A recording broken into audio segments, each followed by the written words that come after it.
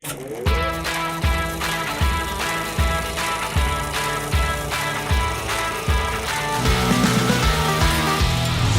of Steel is directed by Zack Snyder, and it stars Henry Cavill, Amy Adams, Michael Shannon, and Russell Crowe.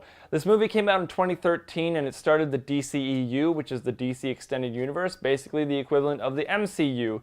And I'm going to be talking spoilers, so if you have not seen the movie yet, definitely go see it. Justice League comes out this week, so you definitely want to get caught up on these movies before that one comes out. Now, I'm going to keep this review simple, just talking about the good and the bad of this movie, and then my overall grade. Because this movie did come out in 2013, it's 4 years old, and it's a lead up to Justice League. Now I have to be honest right off the bat, I have not seen all of the Superman movies. I've seen the first, the original one, I have seen Superman Returns, and I've seen this one. And obviously Batman v Superman, which I'll be getting to soon. So I don't have any nostalgia wrapped around this character really, because I never liked the original Superman movie, and I doubt that I would like any of the sequels because I've heard 3 and 4 are just awful.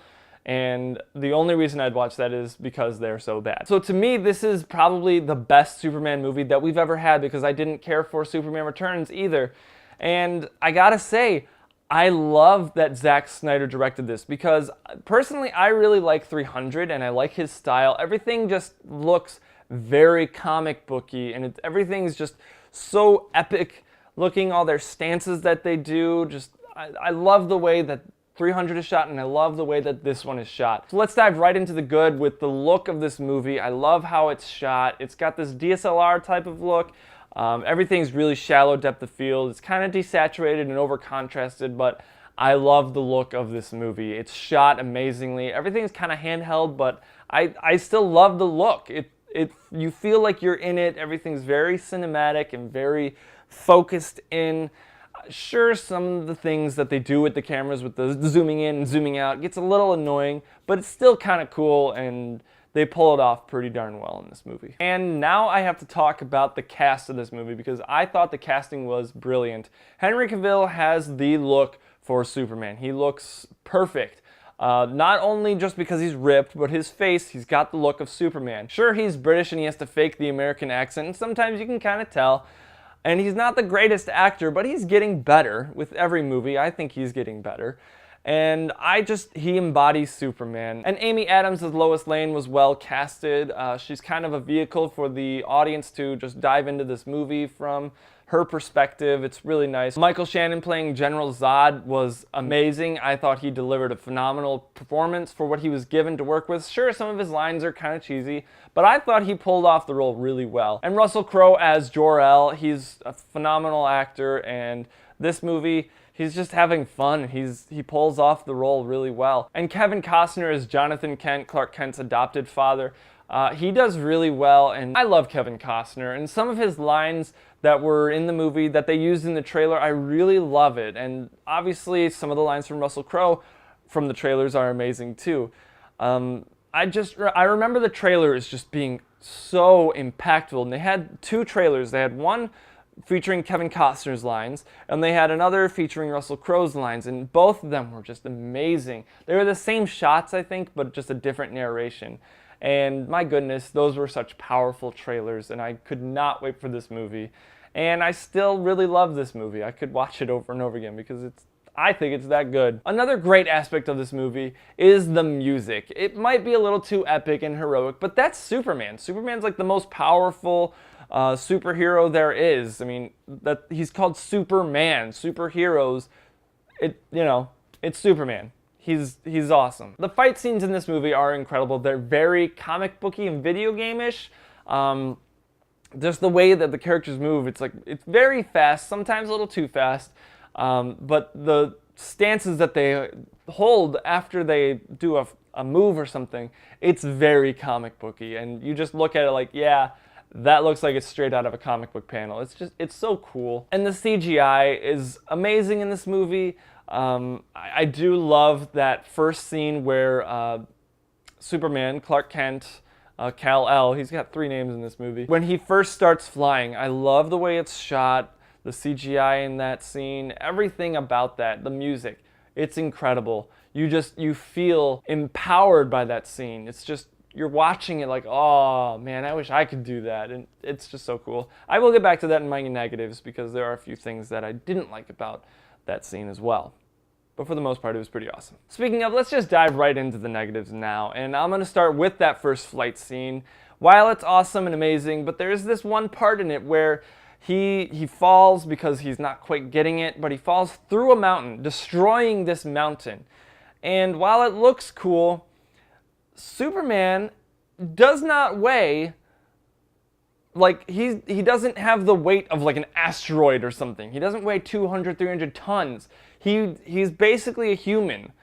Sure, he's a Kryptonian, but he's a human being, pretty much. 200, 300 pounds max, right? How is he able to generate that much velocity, being the weight he is, and destroy a mountain? That doesn't make sense to me. And the fight scene with him and General Zod, they're causing so much destruction, flying through buildings. I don't care how fast they're going. Their bodies don't weigh enough to justify them flying through that many walls. Eventually, and much sooner than they would be stopped by a wall. Even in the fight scene against Feora, I think her name is, the General Zod's right-hand woman, she's fighting Superman in that small town, Smallville. I'm pretty sure it is Smallville. She sends him flying into a bank vault. He gets stopped by that pretty quickly. But none of the big buildings in Metropolis are able to stop him. I mean, they're metal beams that they're just plowing right through. I did not like that, and that is a huge negative, unfortunately. Also, the explosions, while they're really cool, there's way too many explosions. People give Michael Bay crap for explosions, but not Zack Snyder for this movie. I mean, Superman comes and knocks General Zod. He picks him up when he's about to kill his mother, and he sends him flying through silos, which they're concrete. I don't know exactly what's in them. I'm assuming some kind of vegetable, corn or something, but there's an explosion. They explode. These silos that are probably holding food explode. They combust into flames because they're flying so fast. That doesn't make sense. It would not have a fiery explosion. I'm sorry. And yes, some of the explosions are justified, like when they fly through the gas station or when General Zod kicks the fuel truck and it explodes.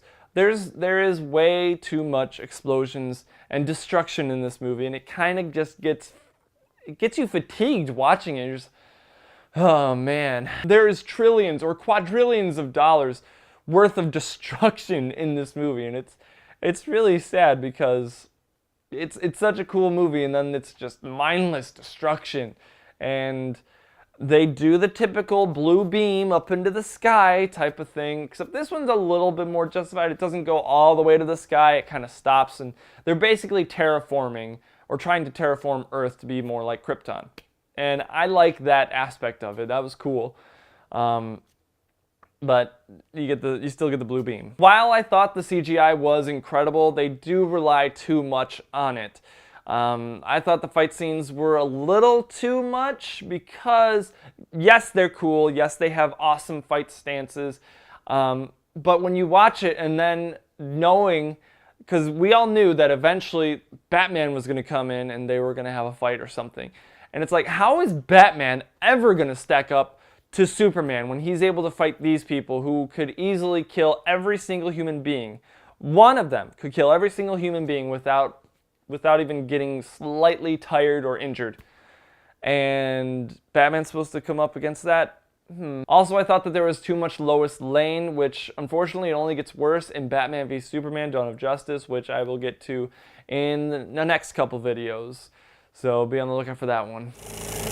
So you think you're a movie buff?